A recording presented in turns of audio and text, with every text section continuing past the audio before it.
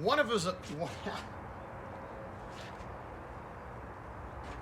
one of America's favorite grilling articles is chicken wings, okay? So what I thought I would do today is just explain what's different about my process and how the product is different because of that. So the first thing that I'm setting up here is my chimney smoker because I use charcoal. So number one, that's the first thing that's different. I use charcoal. Why do I use charcoal? There's a couple different reasons. Number one, it's easy to use other amendments.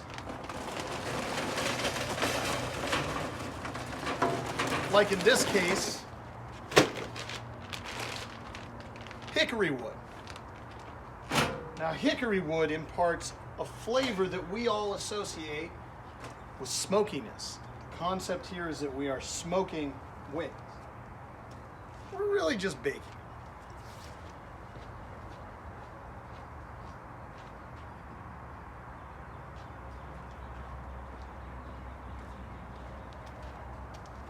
The nice part about the baking process is that it cooks the wings nice and slow, and because it does, it ends up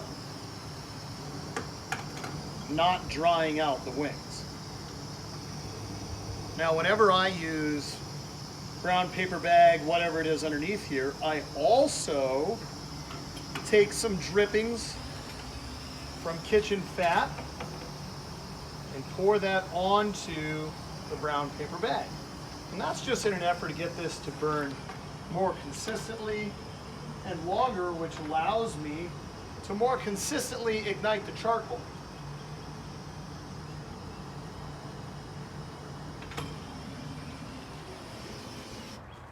I'm also cheating and I'm using a torch. So back in the day when I first started grilling, I didn't know anything about a chimney starter.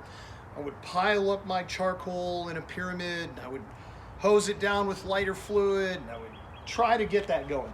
And I always used this specific grill. Number one, I had too much airflow. Back in the day, on top of this, used to have two chimneys, and it would just literally allow so much oxygen into the barrel that my charcoal would burn too hot. Right now it looks like it's super choked down because there are no exit points for any air.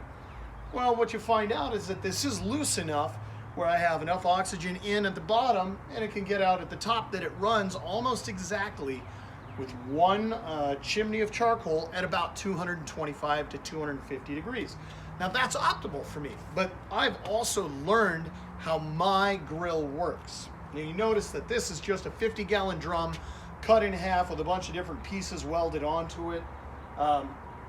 It's fantastic. It works great. It does exactly what I want it to do. The other question is, how long do I cook my stuff? Okay, well, number one, I cook my stuff until it's about an hour and a half to 2 hours. Really what I'm looking for is trying to give the meat enough time to render out all of the connective tissue and to give me a nice crispy skin. Now the difference is most places that you go to that serve wings will either deep fat fry it or they will smoke it. I do both. And why do I do both? I smoke it, number one, because it gives it a smoky flavor. Number two, it keeps it nice and juicy. And number three, when I actually deep fat fry these for about a minute or two at 350 degrees on my kitchen stove in here, it crisps up the skin like a potato chip. It's super delicious. Then I typically put mine into a vinegar sauce, so you get a little bit tang as well with that smoky flavor. It's fantastic. It's fun. I think everybody enjoys it. They love the flavor. I'm outside right now enjoying being out here. It's perfect weather for grilling, and it's just pleasant to enjoy the aromas of barbecuing and the rhythm or the pace of barbecuing. It's not about, you know, a hot pocket where you put it in the microwave and 2 minutes later you've got dinner and you move on and you rush. To me, grilling is about slowing down, coming outside, fraternizing with your friends, relaxing, and just enjoying the process. That's really, to me, what grilling is all about. So hopefully this gives you an idea of how I do things. Once I throw down these briquettes, I do throw down some hickory, and that's it. I don't have to have smoke rolling off here to get the flavor imparted that I want. So take some time, grill some stuff. Low and slow is more about the end product. It's not about the end product, it is more so about the process. So I think fall in love with the process and you'll fall in love with grilling. Hope you guys enjoyed this video and I hope you've been doing well. Have a great one.